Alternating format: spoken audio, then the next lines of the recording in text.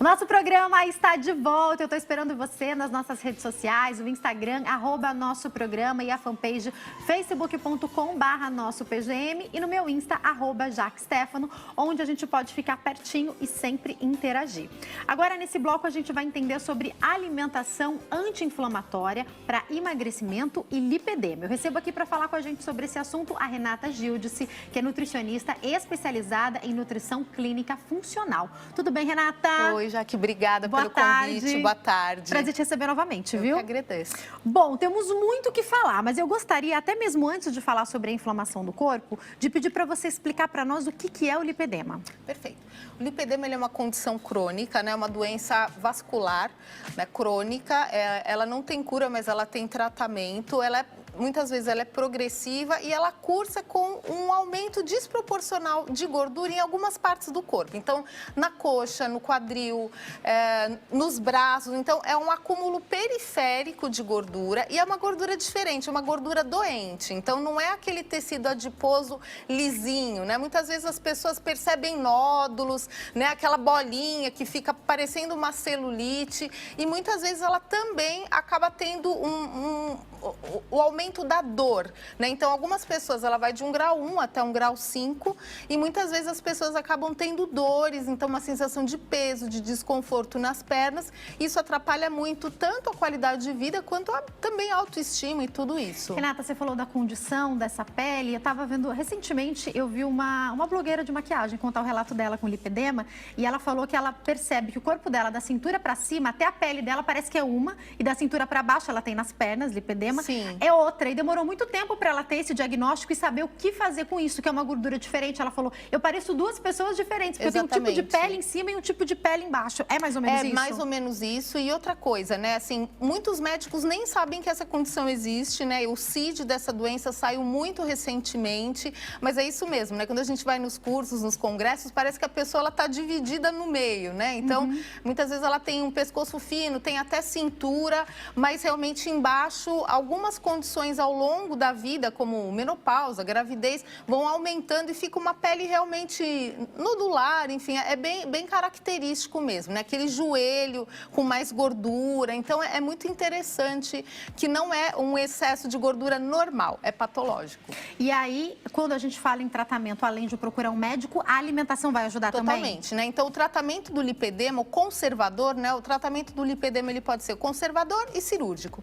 Então, no conservador, você tem alimentação anti-inflamatória, atividade física específica, cuidados também como drenagem, enfim, tem várias coisas, mas a alimentação ela é um ponto, assim, crucial do tratamento, porque realmente é uma alimentação anti-inflamatória. E provavelmente, antes de tentar a cirurgia, é importante fazer, exatamente, né, fazer esse tratamento conservador, até porque não né? adianta fazer a cirurgia se você estiver inflamada. Depois Então, vai mesmo fazer, cirurgião, pessoas que só trabalham com tratamento cirúrgico, eles são muito consensuais dizendo que você precisa primeiro desinflamar o seu sistema para permitir que você tenha uma cirurgia com qualidade e tal. Então, isso é importante em todos os níveis. E mesmo se por um acaso ela for direto para a cirurgia, depois ela vai precisar mudar a alimentação, então não tem jeito, né? Com certeza. Agora, a gente vai falar também sobre desinflamar o corpo para emagrecimento. Exatamente. Você Assunto pode que emagrecer todo mundo tudo. gosta, né? Sim, com certeza. Mesmo quem não tem o lipedema. Mesmo quem não tem o lipedema. O lipedema hoje ele atinge em torno de 10 a 11% das mulheres. Então, né, as outras pessoas que querem emagrecer, mas não têm essa condição, elas também se beneficiam muito dessa estratégia alimentar. Agora, doutora, quando a gente fala de corpo inflamado, por exemplo, uma queixa que eu vejo muito comum das mulheres, e de alguns homens também, a gordura visceral, aquela gordura localizada. Abdominal. Pode ter? É um marcador inflamatório, com certeza, né? Então, na verdade, isso tem muito a ver com aquela questão da resistência à insulina, né? Então, muitas vezes uma pessoa, quando ela vai aumentando de peso e ela vai tendo um quadro de resistência à insulina, ou seja, o açúcar vai entrando, chega uma hora que o seu corpo fala, não dá mais. E aí, isso gera realmente outras situações situações que vão desde enxaqueca até queixas, por exemplo, digestivas, inchaço, aquela sensação de peso nas pernas, enfim.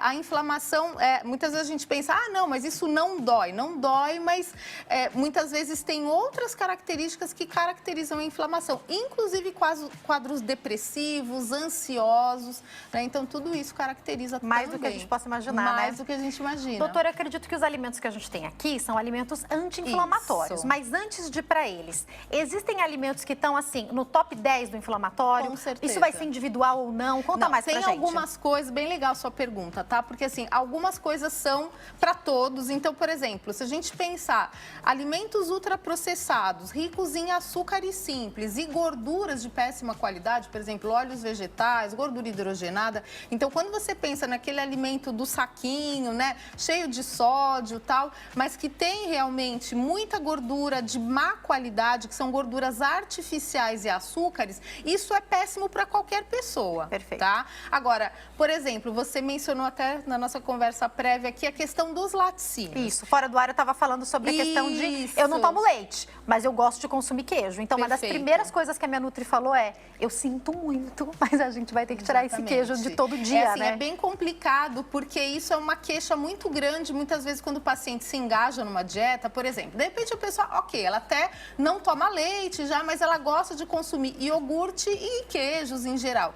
Então, algumas pessoas que têm uma sensibilidade à proteína do leite de vaca, elas precisam realmente fazer uma exclusão por um tempo até para testar. Você já fez o teste, você já viu. Caseína para mim é um problemão, não adianta comprar o leite sem lactose, para mim não é suficiente. Bem legal isso. A pessoa fala, mas eu estou usando um leite sem lactose. Tá, mas muitas vezes o problema é com a caseína, é com a proteína do soro, que é o famoso whey protein, né? Olha só, e aí também não pode. Não pode. Então, aí, por exemplo, na dieta anti-inflamatória, muitas vezes a gente sugere para o paciente ou uma proteína isolada vegana, que é aquela de ervilha e arroz, ou, por exemplo, uma proteína que é a base de colágeno, né? É muito comum o paciente com lipedema acaba usando uma proteína que não vem do leite. E é uma coisa que as pessoas não sabem. Por isso que a gente não pode fazer as coisas da nossa cabeça. Tá todo mundo usando whey protein, vou usar. Não dá para você fazer isso sem passar por uma consulta. Vai te inflamar mais e vai piorar suas condições. Ficaria horas falando, mas precisamos ir para os alimentos. O que você trouxe aqui para nós como sugestão?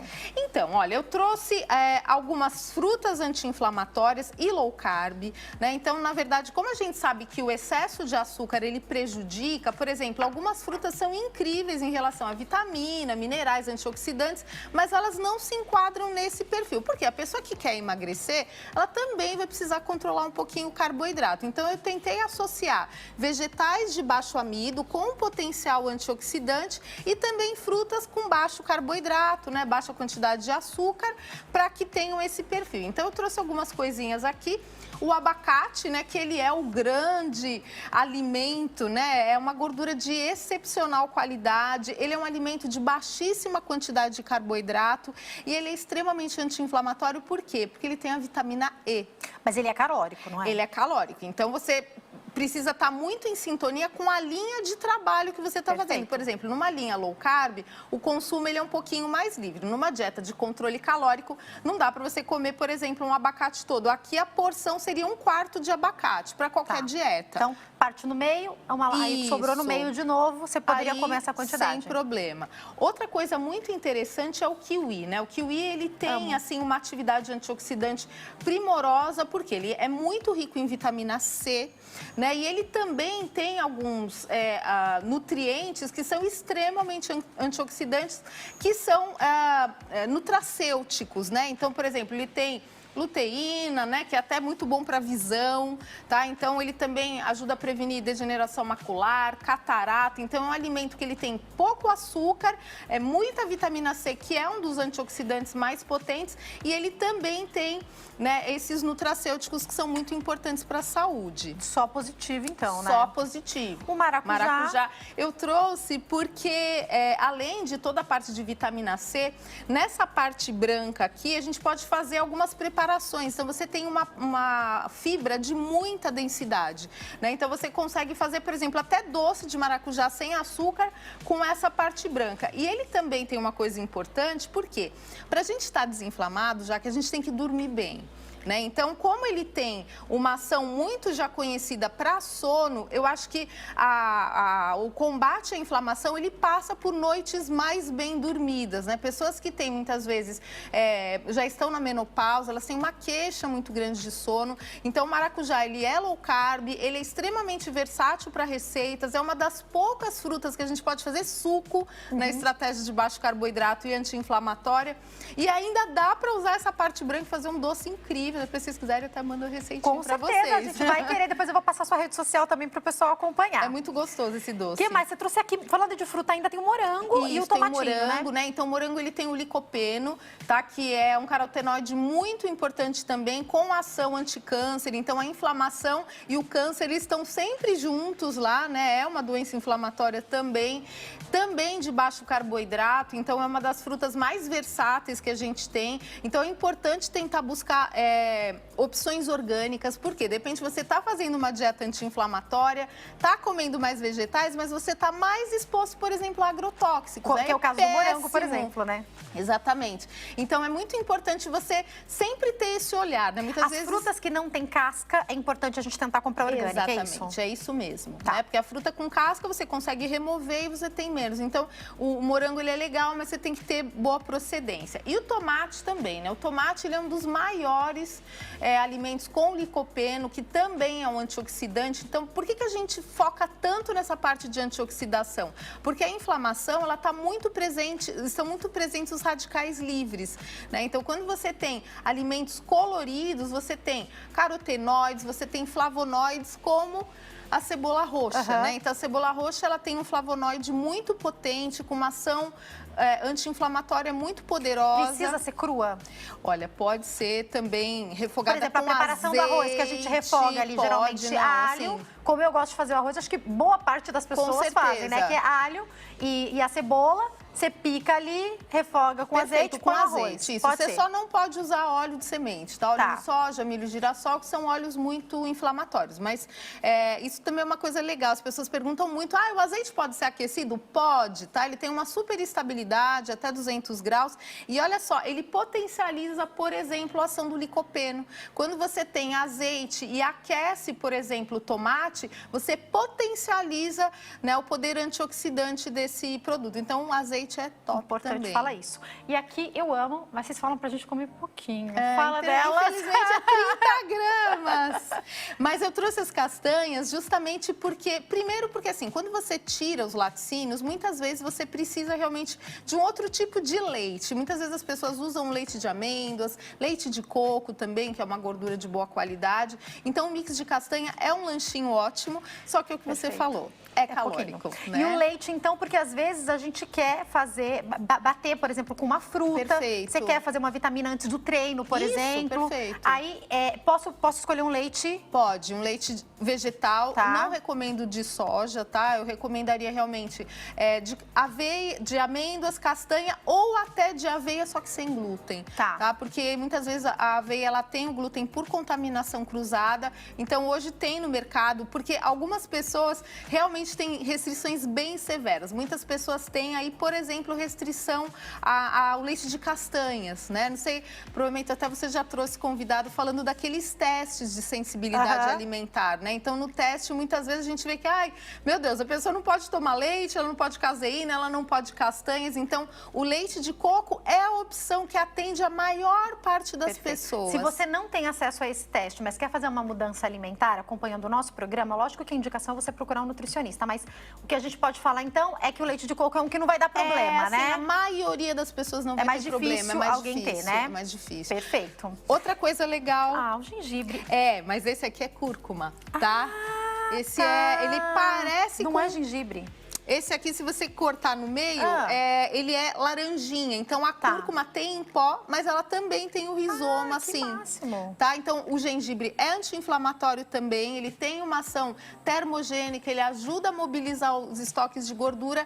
E a cúrcuma é um dos ativos mais importantes. Esse aqui é o gengibre? Esse é cúrcuma. Os dois são cúrcuma? Os dois são cúrcuma. Não é igualzinho o gengibre, É igualzinho, né? Igualzinho. É igualzinho. Mas aí, o gengibre também pode ser usado. Agora, a cúrcuma, já que a gente tá falando dela, eu tô vendo aí aí como sendo colocado como alimento o Não, top dos alimentos. Acho que um ômega shot 3 de e cúrcuma. É isso mesmo? É isso mesmo, é isso mesmo. E você pode fazer o shot com pra limão, imunidade, né? Pra imunidade, para inflamação. Por que vocês indicam, não sei se você, mas boa parte dos nutricionistas falam que esse shot deve ser tomado pela manhã? É isso? Eu acho que assim, tem vários motivos. Acho que como ele tem, geralmente as pessoas põem gengibre, ele tem uma ação também para disposição. Então, por exemplo, se você vai tomar à noite, aí de repente isso pode também atrapalhar o sono, né? Então de manhã você já acorda, você já toma num pré-treino, isso vai melhorar um pouquinho. O que pode ser esse shot? Conta pra eu nós. costumo sugerir o limão, né? A cúrcuma pode ser cúrcuma em pó.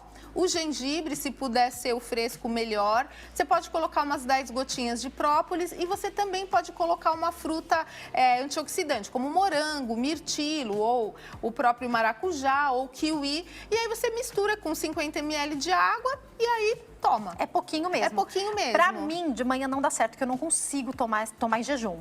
Mas aí, se você, como eu, você adapta para algum momento do seu dia que não seja tão à noite, né? Poderia ser, por exemplo, no meio da manhã ou à tarde, até umas 3, 4 horas da tarde, né? Tem pessoas que também gostam de combinar com o chá verde, né? Põe um pouquinho de chá verde em pó ou uma cápsula.